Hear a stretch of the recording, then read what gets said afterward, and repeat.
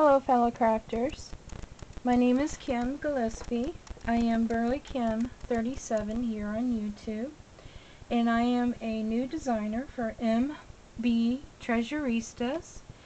Thank you, Misty, for inviting me to be on your design team. Today is Technique Tuesday, and I would like to share with you a technique that you can use on any of your projects that you have that are a glass flower or a glass bead charm, or anything that you have that is not the color that you want. What you need is some kind of bead item, and these are the bead sprays that Misty sells in her store. They're just beautiful. They add such sparkle to your projects. And what I want to show you is there's several different ways you can do it. The one way that I like, and it's faster and it's an easy cleanup, is using any kind of alcohol markers, and what I have on hand are the Copic sketch markers. And what you do is just pick out the color that you want, and you want to choose a bead that's a little lighter than the color that you're looking for. So I chose the blue. She sent me blue in my package. And I probably could use the pink if I wanted to as well.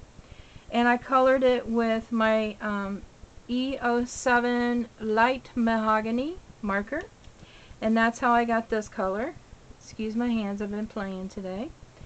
And let me show you on what it looks like on a project. So there's that. Isn't that pretty? And then the other thing I would love to share with you, and it's probably been around for a while, but I wanted to share it again.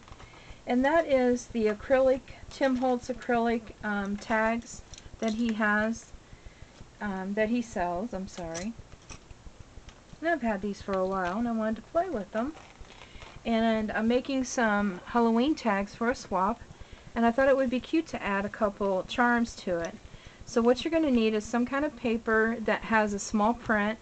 I usually can use the 6x6 pads, but I have the Graphic 45 8x8 double-sided paper, and this is the Happy Hauntings by Graphic 45, and you'll find this in Misty's store.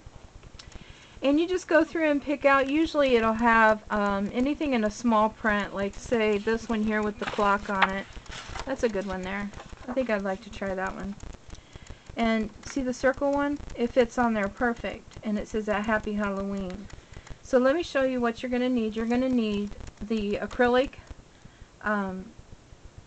charms by Tim Holtz, some paper with a small image, Glossy Accents, and Patience. What you're going to do is you're going to take your Glossy Accents and you're going to put it generously all over the acrylic. Not too much so where it seeps out a lot. And I don't put a whole lot on the very top near the hole because I don't want it to seal. See? And then you're going to put it right down on top. And if you swirl it around a few times and just patiently wait until it takes effect and spreads around, and then get it positioned right where you want it, and then you're going to leave it. I usually leave it for about 20-30 minutes, and then it's completely dry. Then when it's dry, you're going to take your scissors and you're going to trim away the paper. Once you've done that, you're going to take your Tim Holtz Tonic Studios pointer thing. I guess that's what you call it. I don't know the true name of it. And I just pushed through where the hole is, and I went around like this. Then you're going to have some loose papers on top. You're just going to take, I take an old cheap dollar store emery board, and then I'm going to sand around the edges to smooth out the paper that is around the edges. Then you can either take your marker or distress stains and ink up your edges, and then you have a finished charm. Isn't that adorable? There's my charm. Let me show you a couple other ones.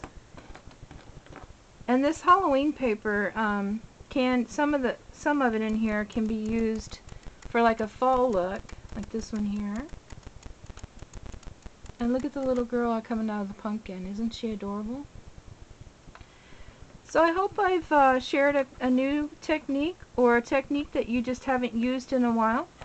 Another thing that I found was if all fails and it dries and it leaves a bubble on the back, what I did was sanded it down, peeled it off, and then I'm going to take some black acrylic paint and paint the whole back here, and then you'll just see the black acrylic paint going through. Or you can take some the same paper and glue it onto the back, and it'll show through. There's a variety of things you can do with this, so I hope you give it a try. You can also use your Stays-On inks to stamp on it, and then put paper on there if you don't have any images. And images that you do have are on the stamps. So have fun with it, and if you have any questions, please ask. I'll be glad to answer them for you. Thank you, and have a great day. Bye now.